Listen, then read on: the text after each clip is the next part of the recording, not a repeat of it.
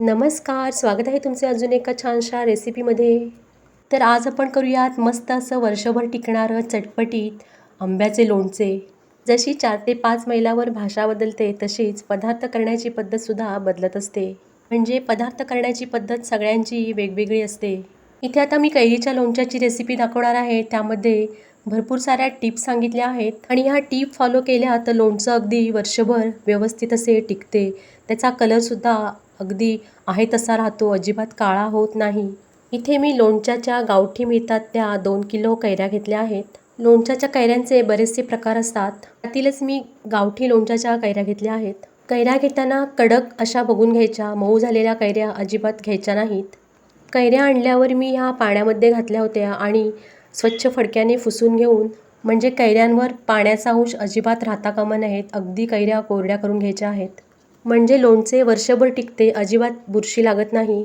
कैऱ्या चिरून त्याचे 1-1 इंचाचे तुकडे करून घ्यायचे आहेत आणि त्यानंतर कैऱ्यांना वरून 2 चमचे मीठ टाकायचे आहे आणि 1 चमचा हळद टाकून त्याला पाणी सुटेपर्यंत तसेच ठेवून द्यायचे आहे. म्हणजे रात्रभर ठेवले तरीसुद्धा चालेल. आता ह्या कैऱ्या दुसऱ्या दिवशी मी एका चाळणीमध्ये काढल्या आहेत आणि त्याचे पाणी खाली निथळून घेतले आहे. ह्या फोडीतले पाणी पूर्ण निथळून घ्यायचे आहे. फोडी पूर्ण कोरड्या झाल्या पाहिजेत. कैरी चिरून घेतल्यावर त्याच्या 3 ते 4 बाटासुद्धा घेतल्या आहेत. या बाटासुद्धा खाण्यासाठी छान लागतात. हे पहा, आंब्याच्या फोडीमध्ये संपूर्ण पाणी आता नितळले आहे. आता आपण लोणच्याची पुढील तयारी करू. इथे मी अर्धी ते पाऊण वाटी बारीक मीठ घेतले आहे आणि ही वजन केले तर 150 ग्राम मीठ आहे.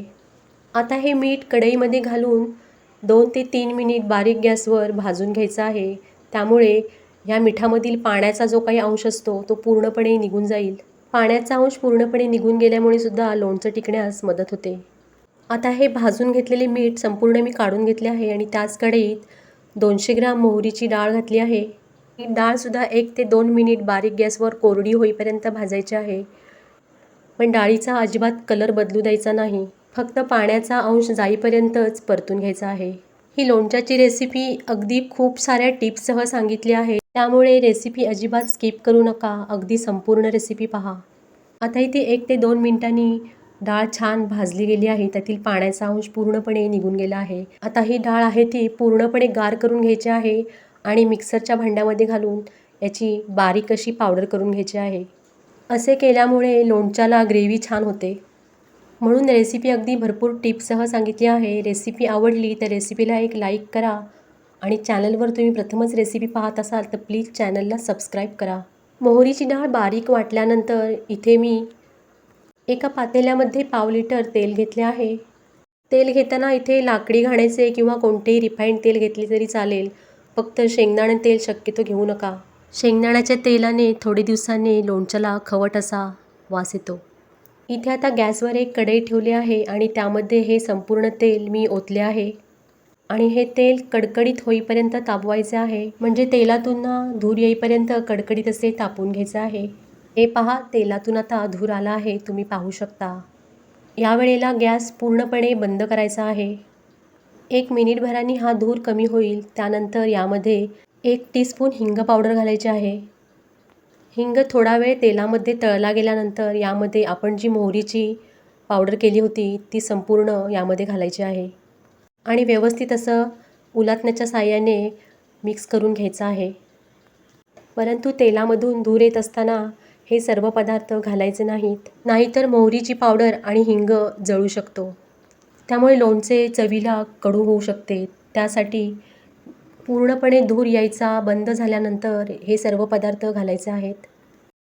आता हिंग आणि मोहरीची पावडर तळल्यानंतर यामध्ये अर्धी वाटी काश्मीरी लाल मिरची पावडर घालायची आहे. लोणचे तुम्हाला किती तिखट आणि कलरला पाहिजे आहे त्या प्रमाणात तुम्ही तिखटाचे प्रमाण घालू शकता. आता यामध्ये 1 टीस्पून हळद घातली आहे आणि आता हे सर्व एकत्र व्यवस्थित असे मिक्स करून घ्यायचं आहे. हे सर्व पदार्थ घातल्यानंतर यामध्ये आपण जे मगाशी मीठ भाजलेले होते त्यातील पाऊण भाग मीठ यामध्ये घालायचं आहे आणि व्यवस्थित मिक्स करून घ्यायचं आहे. आणि उरलेले पावभाग जे मीठ आहे त्याचा आपण नंतर वापर करणार आहोत. आता हे सर्व मिश्रण रूम टेम्परेचरवर येईपर्यंत व्यवस्थित असं गार करून घ्यायचं आहे. मोहरीच्या डाळीचे मिश्रण तिकडे गार होतं आहे तोपर्यंत इथे मी लोणच्याच्या फोडणीसाठी स्टीलच्या पातेल्यामध्ये मोहरीचे तेल घेतले आहे आता हे मोहरीच्या तेलाचे पातेले गॅसच्या शेगडीवर ठेवून तेलाला धूर येईपर्यंत कडकडीत तेल तापवून घ्यायचं आहे. नंतर त्यामध्ये 1 चमचा मोहरी घालायची आहे आणि हे तेलाचे पातेले गार होण्यासाठी बाजूला ठेवून द्यायचं आहे. त्यानंतर चाळणीमध्ये निथळत ठेवलेल्या आंब्याच्या फोडी घेऊन एका परातीमध्ये काढायच्या आहेत. ते आता या फोडींमध्ये 100 ग्रॅम लोणच्याचा तयार मसाला घालायचा आहे. हा मसाला तुम्हाला कोणत्याही किराणा मालाच्या दुकानामध्ये अगदी सहज मिळून जाईल. या मसाल्यामुळे लोणच्याची चव अगदी द्विगुणित होते. आता हा मसाला आंब्याच्या फोडींना व्यवस्थित असा चोळून घ्यायचा आहे. लोणच्याला लागणाऱ्या सर्व साहित्याचे प्रमाण मी डिस्क्रिप्शन बॉक्समध्ये दिले आहे. डिस्क्रिप्शन बॉक्स नक्की चेक करा.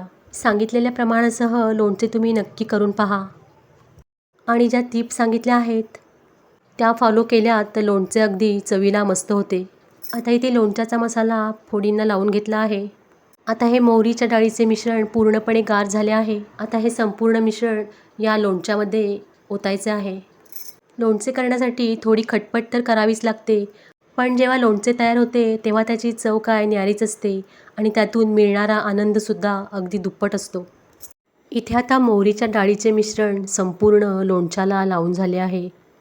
आता इथे गरम केलेल्या मिठापैकी जे पावभाग मीठ उरले होते ते संपूर्ण या लोणच्यामध्ये घातले आहे आणि हे मीठसुद्धा संपूर्ण लोणच्याला लागेपर्यंत व्यवस्थित मिक्स करून घ्यायचं आहे. आता हे लोणचं बरणीमध्ये भरण्यासाठी तयार झाले आहे. इथे मी एक काचेची भरणी स्वच्छ धुवून पुसून उन्हामध्ये वाळवून घेतली आहे.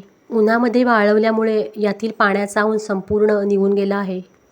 लोणच्यासाठी बरणी घेताना शक्यतो तुम्ही काचेचीच बरणी घ्या, त्यामुळे लोणचं बरेच दिवस टिकतं.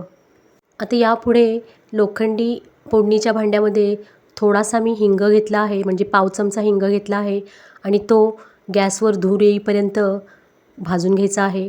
हिंग गरम व्हायला लागला की त्यातून धूर यायला लागतो. त्यावेळी ही बरणी आहे ती या हिंगाच्या धुरावरती धरायची आहे आणि संपूर्ण धूर या बरणीमध्ये जाऊ द्यायचा आहे. असं केल्यामुळे जो काही ओलावा बरणीमध्ये शिल्लक असेल तो सुद्धा निघून जाईल. आणखीन बरणी पूर्ण अशी कोरडी होईल. आता ही बरणी या धुरामुळे थोडीशी गरम झाली आहे.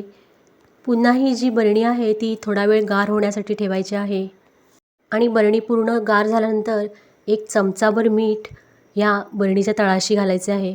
आणखीन आपण जे मगाशी मोहरीचे तेल तापवले होते ते तेलसुद्धा आता गार झाले आहे. त्यातील 1 ते 2 चमचे तेल तळाशी घालायचे आहे. एवढ्या सगळ्या टिप पाळल्यानंतर नक्कीच लोणचे वर्षभर टिकण्यास मदत होईल. आणि लोणचं करण्याची पद्धत तुम्हाला कशी वाटली हे कमेंटमध्ये नक्की सांगा आणि ही रेसिपी तुम्ही कुठून पाहताय ते सुद्धा मला कमेंट करून सांगा. आणि रेसिपी आवडली असेल तर रेसिपीला एक लाईकसुद्धा करा. आता मोहरीचे तेल घातल्यानंतर यामध्ये लोणचे भरायला घ्यायचे आहे. चमच्याने अलगद असे लोणचे मधोमध पडेल अशा प्रकारे लोणचे बरणीमध्ये घालायचे आहे. म्हणजे लोणच्याचा खार आहे तो आजूबाजूला काचेवर लागता कामा नये अशा प्रकारे लोणचे भरायचे आहे. आणि आजूबाजूला जर का लोणच्याचा खार लागला तर कोरड्या कापडाच्या साहाय्याने पुसून घ्यायचा आहे. लोणचे भरताना अगदी घट्ट दाबून दाबून भरायचे आहे, म्हणजे लोणच्याच्या बरणीमध्ये जी काही हवा असेल ती पूर्णपणे निघून जाईल. लोणचे भरून झाल्यानंतर गार करून घेतलेले मोहरीचे तेल यावरती संपूर्ण ओतायचे आहे आणि बरणीचे काठ स्वच्छ फडक्याने पुसून घेऊन त्यावरती एक स्वच्छ पांढरे कापड घालायचे आहे आणि घट्ट असे झाकण लावून द्यायचे आहे. आता ही बरणी पूर्ण अशी हवाबंद झाली आहे. अशी ही आंब्याचं लोणचं करण्याची पद्धत तुम्हाला आवडली असेल तर रेसिपीला एक लाईक करा आणि चॅनलवर नवीन असाल तर चॅनलला सबस्क्राईबसुद्धा करा आणि बाजूला दिलेल्या बेलवर क्लिक करा. रेसिपी पाहिल्याबद्दल सगळ्यांचे खूप खूप धन्यवाद. आता भेटू पुढील रेसिपीमध्ये. तोपर्यंत नमस्कार.